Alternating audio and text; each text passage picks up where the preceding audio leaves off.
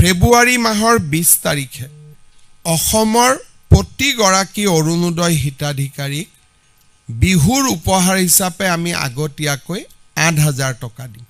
সকলোকে ইংৰাজী নৱবৰ্ষৰ শুভেচ্ছা জনাই আজিৰ এই ভিডিঅ'টো আৰম্ভ কৰিছোঁ। আশা কৰিছোঁ আপুনি নিশ্চয় সকলোৱে ভালে আছে, লগতে সকলোৰে যাতে এই 2026 বৰ্ষটো ভালে কুশলে যায় তাৰ বাবে কামনা কৰি ভিডিঅ'টো আৰম্ভ কৰিলোঁ। যেনক এতিয়া কথা হ'ল আপোনালোকে ভিডিঅ'টোৰ আৰম্ভণিতে এটা ক্লিপ দেখা পালে, য'ত নেকি অসমৰ মুখ্যমন্ত্ৰী হিমন্ত বিশ্ব শৰ্মাই কৈ আছে যে আপোনালোকে যিসকলকে অৰুণোদয় আঁচনিৰ হিতাধিকাৰী আছে, এই অৰুণোদয় আঁচনিৰ হিতাধিকাৰীসকলক ফেব্ৰুৱাৰীৰ 20 তাৰিখে একেলগে 8,000 টকা প্ৰদান কৰা হ'ব। এইটো এটা খুবেই গুৰুত্বপূৰ্ণ আৰু অসমৰ মুখ্যমন্ত্ৰী হিমন্ত বিশ্ব শৰ্মা ডাঙৰীয়াই কিন্তু আগতে কৈছিল যে 5 জানুৱাৰীৰ দিনাখন অৰুণোদয় হিতাধিকাৰীসকলৰ বাবে এটা ছাৰপ্ৰাইজ ৰাখিছে। আমি এক্সপেক্ট কৰিছোঁ যে হয়তো 3,000 বা 31,000 টকা দিব, যিটো নিউজতো আগত দিয়া হৈছিল বা মই নিজেও এটা ভিডিঅ' বনাইছিলোঁ। যেনে দেখিবলৈ পোৱা গ'ল যে অসমৰ মুখ্যমন্ত্ৰী হিমন্ত বিশ্ব শৰ্মা ডাঙৰীয়াই কৈছে যে একেলগে 4 মাহৰ টকা কি কৰিব, আপোনালোকক 8,000 টকা ফেব্ৰুৱাৰী মাহৰ 20 তাৰিখে প্ৰদান কৰিব। তো আপুনি যদি অৰুণোদয় আঁচনিৰ হিতাধিকাৰী হয়, তেনেক্ষেত্ৰত এতিয়া আপুনি ফটাফট ভিডিঅ'টো এটা লাইক কৰক আৰু আপোনালোকে সকলোৱে কমেণ্টত জনাবলৈ পাহৰি নাযাব যে আপুনি অৰুণোদয় আঁচনিৰ হিতাধিকাৰী হয় নে নহয়। তো অসমৰ মুখ্যমন্ত্ৰী হিমন্ত বিশ্ব শৰ্মা ডাঙৰীয়াই আৰু কেইবাটাও আঁচনিৰ বিষয়ে আলোচনা কৰিছে বা ঘোষণা কৰিছে, সেই ভিডিঅ' ক্লিপটো মই আপোনালোকক দেখুৱাম। তাৰ আগতে আপুনি যদি এতিয়ালৈকে অৰুণোদয় আঁচনিৰ বাবে আবেদন কৰা নাই, তেনেক্ষেত্ৰত আপুনি অৰুণোদয় আঁচনিৰ বাবে কেনেকৈ নতুনকৈ আবেদন কৰিব পাৰিব সেই বিষয়ে যদি জানিব বিচাৰে, ভিডিঅ'টো সম্পূৰ্ণ কৰি চাই থাকক। ভিডিঅ'টো ক্লিপৰ পিছত মই আপোনালোকক জনাম যে আপোনালোকে অৰুণোদয় আঁচনিৰ বাবে কেনেকৈ আবেদন কৰিব পাৰিব। যে আমাৰ ৰাজ্যত এটা স্কিম আছে, যাৰ দ্বাৰা আমি ছোৱালীসকলক শিক্ষাৰ বাবে আগ্ৰহী কৰোঁ। সেইটো হ'ল নিযুত মইনা আঁচনি। নিযুত মইনা আঁচনিৰ জৰিয়তে আমি অসমৰ বহু ছাত্ৰ ছাত্ৰীক আজি আমি মান্থলি স্কলাৰশ্বিপ দি যাব পাৰিছোঁ।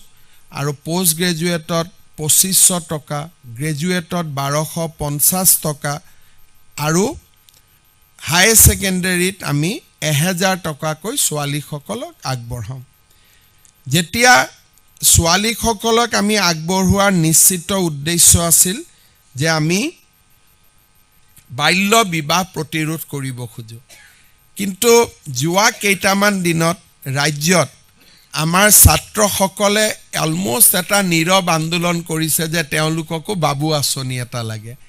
আজি আমি এই ধৰণে আপোনালোকক জনাব খুজিছোঁ যে পষ্ট গ্ৰেজুৱেট পঢ়া ছাত্ৰসকলক আমি ফেব্ৰুৱাৰী মাহৰ 1 তাৰিখৰ পৰা মাহত 2,000 টকাকৈ আগবঢ়াম আৰু গ্ৰেজুৱেট পঢ়া ছাত্ৰসকলক আমি মাহত 1,000 টকাকৈ আগবঢ়াম। প্ৰথম বৰ্ষৰ পৰা এই বছৰ আমি TDC আৰু PG ফাৰ্ষ্ট ইয়াৰৰ ষ্টুডেণ্টবিলাকক বা ষ্টুডেণ্টসকলক এই আঁচনিত আমি সামৰি ল'ম। এই আঁচনিখন সকলোৰে বাবে মুকলি নহ'ব। যাৰ পিতৃ মাতৃৰ উপাৰ্জন 4 লাখ টকালৈকে আছে, তেওঁলোকৰ বাবে এই আঁচনিখন দিয়া হ'ব। বিল' 4 লাখ চৰকাৰী চাকৰিয়াল আদি এই আঁচনিৰ পৰা বাদ পৰিব। ছোৱালীসকলৰ ক্ষেত্ৰত আমি সকলোকে দিছোঁ। বাবু আঁচনিত আমি 4 লাখ টকা উপাৰ্জনলৈকে আমি এই আঁচনিৰ সহায় আগবঢ়াম। আমাৰ ৰাজ্যত আমি আমাৰ জ্যেষ্ঠ নাগৰিকসকলক আমি 250 টকাকৈ বৃদ্ধ পেঞ্চন দিওঁ। জানুৱাৰী মাহৰ পৰা আমি তেওঁলোকক 400 টকাকৈ বৃদ্ধ পেঞ্চন দিয়াৰ সিদ্ধান্ত লৈছোঁ। আগতে আমি বৰ্তমান 250 টকা দি আছোঁ।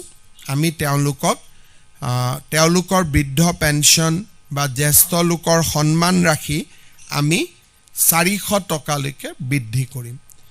শেষত মই অসমৰ মহিলাসকলৰ বাবে এটা খবৰ দিব বিচাৰিছোঁ।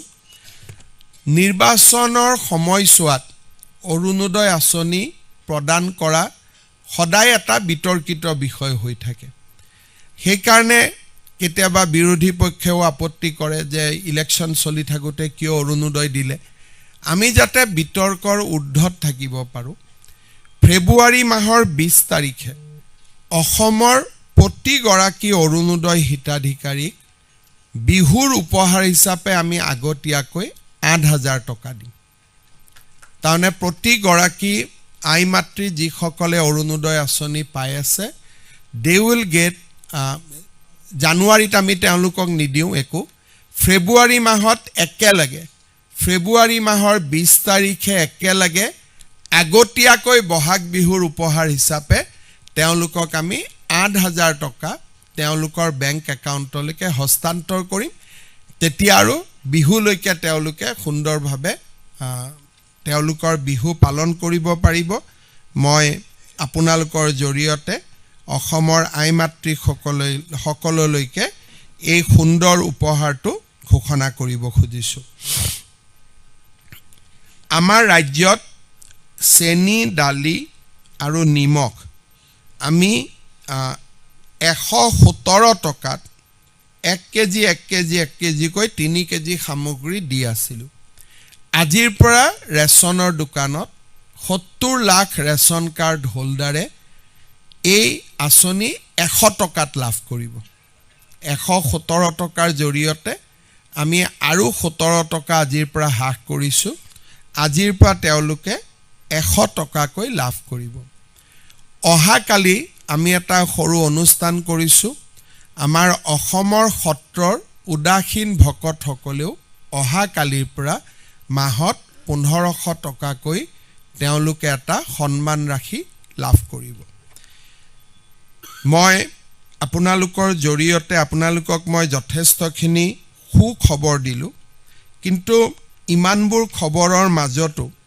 2025 চনটো নিশ্চিতভাৱে জাতিৰ বাবে এটা দুৰ্ভাগ্যৰ বছৰ হিচাপে ৰৈ যাব কাৰণ 2025 চনত আমি জুবিনৰ দৰে মহান শিল্পী এগৰাকীক হেৰুৱালোঁ আৰু তেখেতৰ মৃত্যুৰ পিছত অসমত সৃষ্টি হোৱা পৰিৱেশ আৰু এক কঠিন পৰিৱেশৰ মাজত অসম আৰক্ষীয়ে 3 মাহৰ ভিতৰতে এই গোটেই ঘটনাৰ তদন্ত কৰি দাখিল কৰা অভিযোগনামা নিশ্চয় 2025 চনৰ এটা স্মৰণীয় ঘটনাৱলী হৈ ৰ'ব ৰাইজৰ আবেগ আৰু ৰাইজৰ মৰমক সন্মান জনাই ৰাজ্য চৰকাৰে আমি এই গোটেই ঘটনাটোৰ যাতে ন্যায় বাস্তৱসংগত হ'ব পাৰে লিমিটেড টাইমৰ ভিতৰত ন্যায় হ'ব পাৰে সেইকাৰণে ৰাজ্য চৰকাৰে ইতিমধ্যে অহা 12 জানুৱাৰীৰ পৰা স্পেচিয়েল পাব্লিক প্ৰচিকিউটৰ এই গোটেই ঘটনাটোক যাতে ন্যায়ালয়ত আমি প্ৰতিষ্ঠা কৰিব পাৰোঁ তাৰ বাবে স্পেচিয়েল পাব্লিক প্ৰচিকিউটৰ নিয়োগৰ বাবে সিদ্ধান্ত লৈছে নিশ্চয় ভিডিওটো দেখা পালে আপোনালোকে অৰুণোদয় আঁচনিৰ লগতে বাবু আঁচনি আৰু বৃদ্ধ পেঞ্চন আঁচনি আৰু কেইবাটাও আঁচনিৰ বিষয়ে তেখেতে ঘোষণা কৰিলে লগতে আমাৰ জুবিনদাৰ কথাও উল্লেখ কৰিছে তো এতিয়া কথা হ'ল যদি আপোনালোকে অৰুণোদয় আঁচনিৰ বাবে আবেদন কৰিব বিচাৰে তাৰে ক্ষেত্ৰত আপোনালোকে কি কৰিব লাগিব ফাৰ্ষ্ট টাইম আপোনালোকৰ পঞ্চায়তত যোগাযোগ কৰিব লাগিব আৰু পঞ্চায়তৰ পৰা যদি ফৰ্ম জমা লয় তেনে ক্ষেত্ৰত এতিয়া আপোনালোকে অৰুণোদয় আঁচনিৰ বাবে আবেদন কৰিব পাৰিব আৰু অৰুণোদয় আঁচনিৰ বাবে আবেদন কৰিবলৈ আপোনালোকে এই যিখন ফৰ্ম দেখিবলৈ পাইছে এইখন ফৰ্ম আপোনালোকে কি কৰিব লাগিব ফিল আপ কৰি জমা দিব লাগিব এতিয়া ফৰ্মটো ক'ত লাভ কৰিব যদি আপোনালোকে বিচাৰে মোৰ পৰা ফৰ্মটো ল'ব পাৰিব ঠিক আছে যদি আপোনালোকে মোৰ পৰা ফৰ্মটো ল'ব বিচাৰে কমেণ্টত জনাই চেনেলটো ছাবস্ক্ৰাইব কৰিব আৰু কমেণ্টত আপোনালোকে জনাই দিলে মই কিন্তু আপোনালোকক নেক্সট ভিডিঅ'ত আপোনালোকক ফৰ্মটো কেনেকৈ ডাউনলোডিং কৰিব কেনেকৈ ফৰ্ম ফিল আপ কৰিব সকলো বিষয়বস্তু দেখুৱাই দিম গতিকে আপোনালোকে চেনেলটো ছাবস্ক্ৰাইব কৰিব আৰু কমেণ্টত জনাবলৈ পাহৰি নাযাব তো আশা কৰোঁ আপোনালোকে নিশ্চয় আপডেটকেইটা জানিব ভাল পালে আৰু আপোনালোকে এইকেইটা আঁচনিৰ ভিতৰত কোনটো আপডেট আটাইতকৈ বেছি ভাল লাগিছিল নিশ্চয় কমেণ্টত জনাবলৈ পাহৰি নাযাব